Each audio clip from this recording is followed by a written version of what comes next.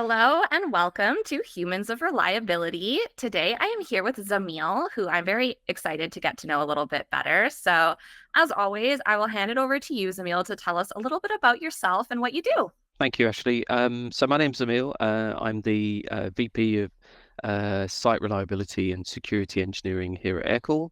I've been with the company about 2.5 years, and basically my job is to not only look after our cloud infrastructure, which is on AWS, but also to look at how we make our products secure as possible.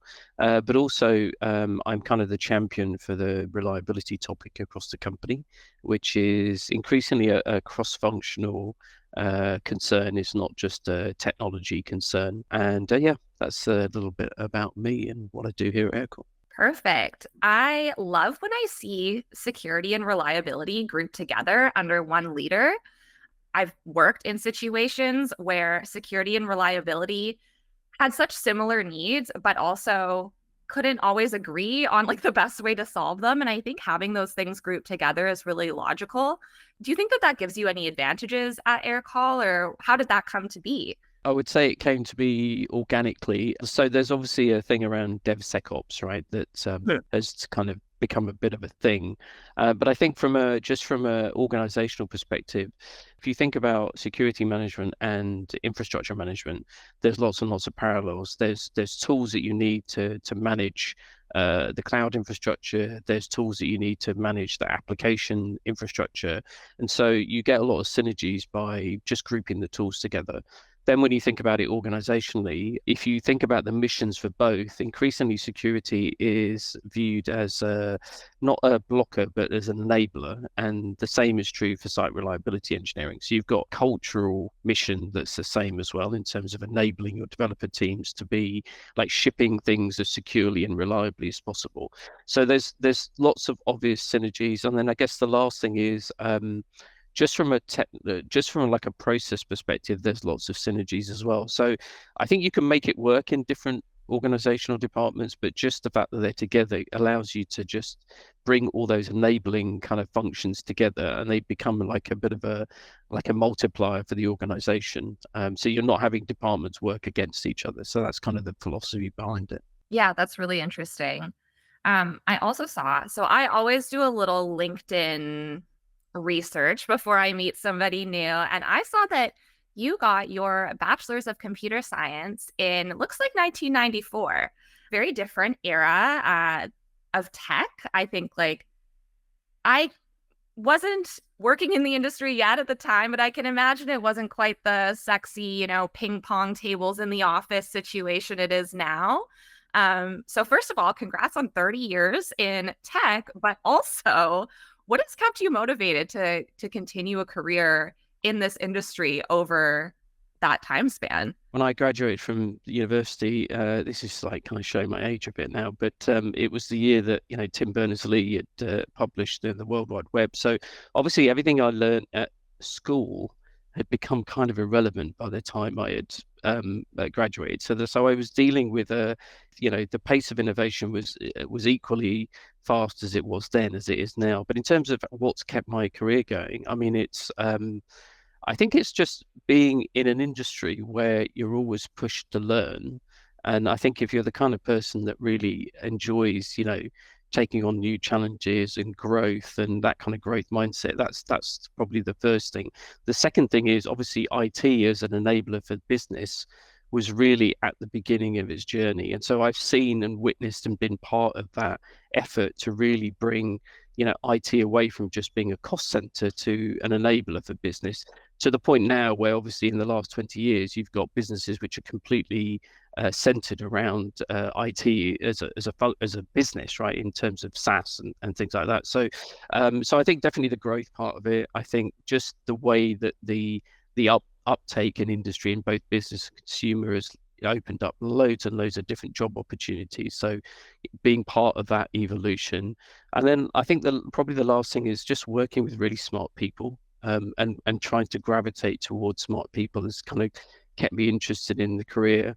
And I pivoted a lot. I mean, I spent most of my career in enterprise in very large and well-respected kind of financial services, and lately pivoted to Aircall, which is a completely different organization. But I think anyone in this industry can basically, with the right guidance and motivation, can make a really long career out of it, like I've done. So yeah, that's probably some of the kind of motivations and things that kept me going over the last 30 years. And my job's not finished by any means. So That's one of my favorite things about tech, like you said, is there's really something for everybody if you're curious and you want to be a part of it. I think I sort of fell into it and never really thought that tech was an industry that I would ever like be involved in, coming from like customer service and communications and all of those things. But yeah, there's something for everybody, and there's so much growth, and yeah, there's a lot more to it than I think, programming. I mean, careers, like when I started off, UX wasn't a thing, right? Nobody's just user experience. And now, it's a completely, yeah, you've got roles for UX designers and, front end designers and things like that. So yeah, there is definitely something for everyone. Totally. Okay, slightly different question, but still along the same lines. Do you remember the first time you were involved in an incident? And if you do, what was it like? Tell us about it. Yeah, I do actually. And it was one that I had caused. Way back in my career, I was working for a company who provided services for the London Stock Exchange, as one of the biggest exchanges on the planet. And I was doing some maintenance, and it's been a long time since I touched console. But for anyone who's a Unix or guru or understands Unix, I basically did a recursive delete on a file system. The app that I deleted was running in memory, so all the stuff on the file system was gone. Application is still running, rebooted in the middle of the night, and then this program stopped running.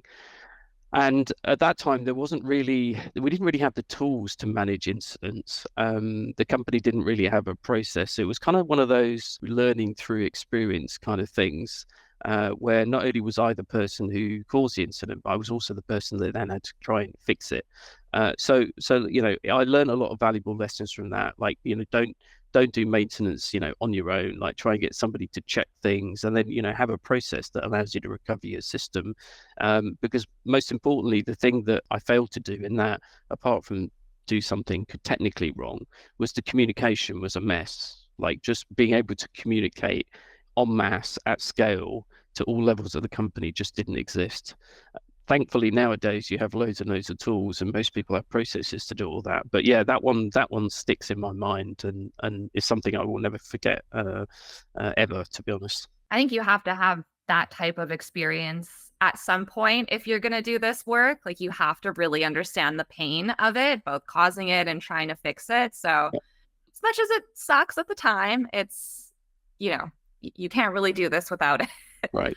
I saw also that you are a mentor in Aircall's Gender Equity Resource Group. Is that right? I think throughout my career, I've always tried to kind of give something back in the form of mentoring. I think here at Aircall, we've got a bunch of employee resource groups, and this one is really focused on helping women across the organisation. And I think what I try and do is just impart some of my experience and know-how to try and help people kind of either deal with some kind of problem that they're going through, or just giving them the guidance and the coaching for how to take that next step. So, I've been mentoring women in the company who were unsure about how to deal with difficult managers, or, navigating a business problem, and just giving some insight. I think sometimes when you get a different perspective on things, it can really help you kind of, navigate those challenges. The other thing, I think, what I found is that I kind of take my experience for granted, and actually when you're mentoring somebody who's younger than yourself, or who's starting their career, just the really simple things can make a massive difference. So for me, it's been hugely rewarding, because I get to help people maybe take the next step, but also it's promoting women in the organization to hopefully one day be leaders themselves, which I'd love to see within our company. Yeah, I think it's really important, especially from like a senior leadership perspective, to be visibly supporting women in tech and any sort of, group who Yeah. hasn't been fairly represented in the industry yet. So that's awesome. I'm glad that there's an actual, formal structure in the form of a resource group, things like that, that can make that work visible so that people know that that's available to them. I actually only have one more question for you, Zameel, and this one's a fun one. Uh, I always love, especially when I have someone who's in a more senior role, to sort of peel back that layer. I've worked with a lot of execs just by nature of working in incident communications, and you sort of see this.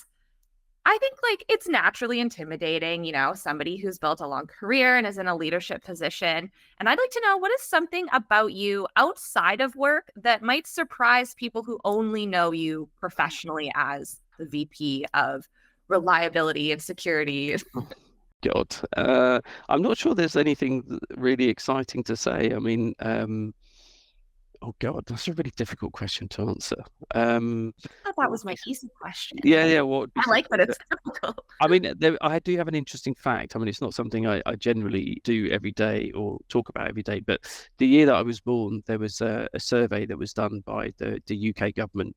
So they surveyed all the babies that were born in 1 week in the year that I was born, and they've continued to survey those people through adolescence and midlife through to where I am at the moment, and they use that data to inform government policy. So, for example, when you hear statistics in the newspapers about certain age group or certain gender group, and they correlate certain things about people, that's where they get some of the data from. You'll find it in most countries. They have studies where they follow from kids through to adulthood, surveying them. So that's something that I actually wasn't aware about it until I was in my kind of teenage years, when my parents told me. But yeah, I do a kind of regular survey every year, and yeah, it's really interesting. And like it's that's how government policy gets dictated in most countries. So Wow, that is really interesting. You have like your own little cohort. yeah, exactly. It's a cohort. They call it the British Cohort Society. So yeah.